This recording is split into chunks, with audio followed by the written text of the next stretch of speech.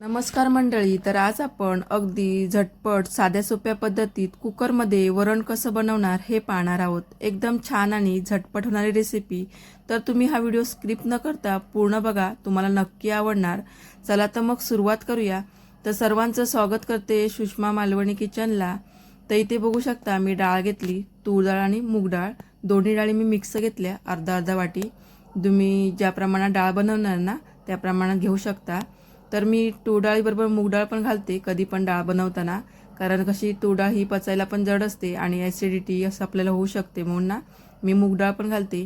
आणि त्यामुळे डाळ पण आपली कशी थोडीशी घट्ट होते, म्हणून ती मी मूग डाळ पण घालते. तर आपण ही स्वच्छ पहिली धुवून घ्यायची. 2-3 पाण्याने ना स्वच्छ धुवून घेतली. नंतर मी गॅसवर कुकर ठेवला. त्यामध्ये 1 चम्मच असं तेल घातलं. तेल चांगलं गरम झालं की त्यामध्ये 1 चम्मच राई, 1 चम्मच जिरं घालते. जर तुमच्याकडे कढीपत्ता पण असेल तो पण घालू शकता, पण माझ्याकडे नव्हता म्हणून मी घातलं नाही. आणि सर्व हे 2 मिनटं असं भाजून द्यायचं. जिरा आणि राई थोडीशी तडतडली की त्यामध्ये ना 4-5 अशा लसूण मी ठेचून घेतल्या, त्या घालून घेतल्या. आणि त्यामध्ये थोडंसं मी आता मिरच्या घालते, म्हणजे 4-5 मिरच्या घातल्या, अशा कापून उभ्या कापून घातल्या. जर तुम्ही अशा गोलमध्ये पण घालू शकता. आणि चांगलं ही थोडीशी लसूण भाजून घ्यायची, थोडीशी लालसर झायला पाहिजे. तर सर्व मी भाजून घेते थोडंसं. आणि नंतर त्यामध्ये थोडं हिंग टाकते.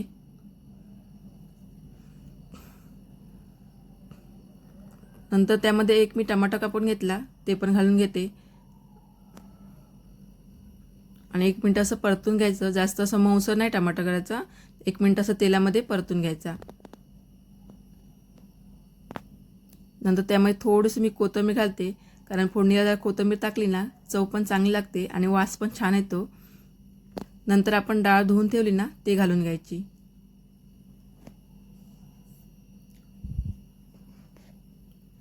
आणि सर्व हे मिक्स करून घेते. 1 मिनिट अशी मिक्स करून घ्यायची तेलामध्ये.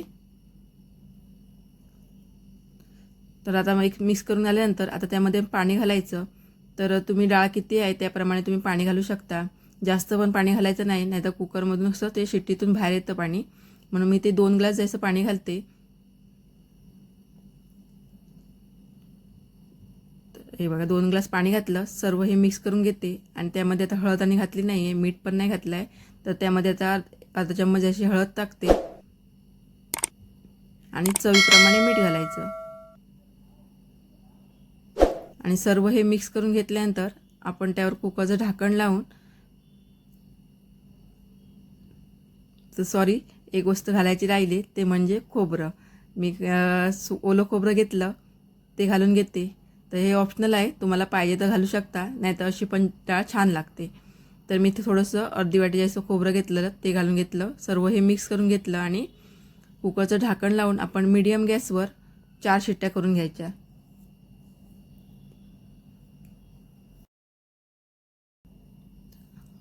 तर इथे बघू शकता मीडियम गॅसवर मी 4 शिट्ट्या करून घेतल्या. कुकर जर थंड झाला तर आपण ना कुकर खोलून घ्यायचा.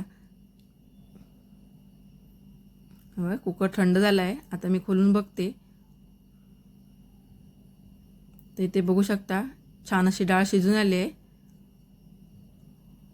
असं तुम्हाला वाटलं की घट्ट आहे, थोडंसं जाडसर आहे, तर तुम्ही ते गरम पाणी घालू शकता, पण मी काही पाणी नाही घालत आहे, मला बरोबर वाटली. तर त्यामध्ये आता थोडीशी मी कोथिंबीर घालते.